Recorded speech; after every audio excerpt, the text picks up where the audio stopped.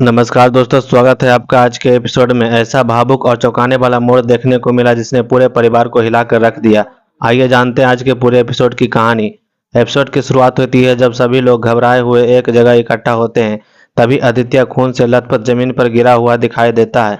ईसा, बंटी और परिवार के बाकी सदस्य उसे देखकर पूरी तरह टूट जाते हैं। सभी को बचाने की कोशिश करते हैं लेकिन हालत बेहद गंभीर हो चुके होते हैं।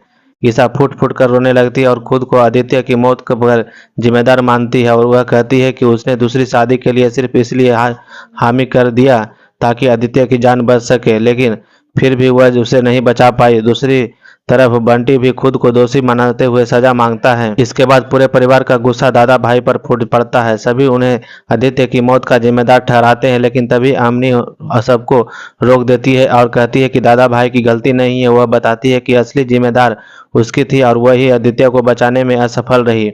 आदित्य की मौत के बाद अवनी पूरी तरह टूट जाती है और वह बताती है कि वह उसका अपना कोई नहीं बचा। अगर वह उसने घर वापस गई तो परिवार उसकी इज्जत मिट्टी में मिला देगा और शायद उसे जिंदा भी जला देगा।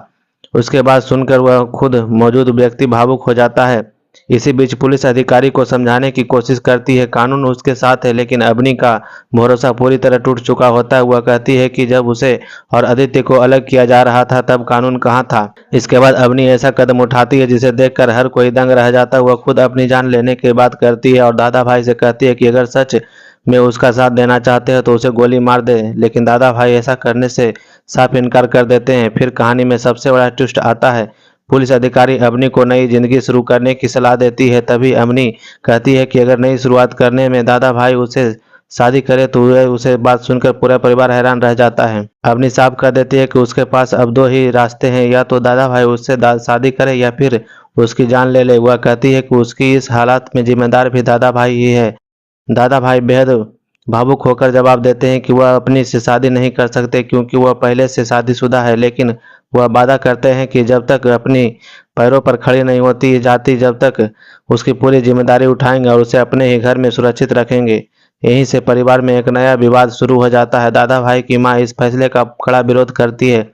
उनका कहना है कि एक शादीशुदा आदमी अपनी पत्नी के रहते भी किसी दूसरी लड़की को घर में नहीं रख सकता। इसे समाज में गलत संदेश जाएगा और सबसे ज्यादा तकलीफ ईसा को होगा। दादा भाई अपनी माँ को समझाते हैं कि उन्होंने सिर्फ इंसानियत के नाते अवनी की मदद की है। वह दोबारा साफ कहते हैं कि उनकी पत्नी सिर्फ ईसा है और आखिर सांस तक वही उसकी पत्नी रहेगी। एपिसोड के आखिर में दादा भाई ईसा की माफी मांगते हुए कहते हैं कि उनसे बहुत बड़ी गलती हो गई है। वह भरोसा दिलाते हैं कि सब कुछ ठीक करने की पूरी कोशिश करेंगे।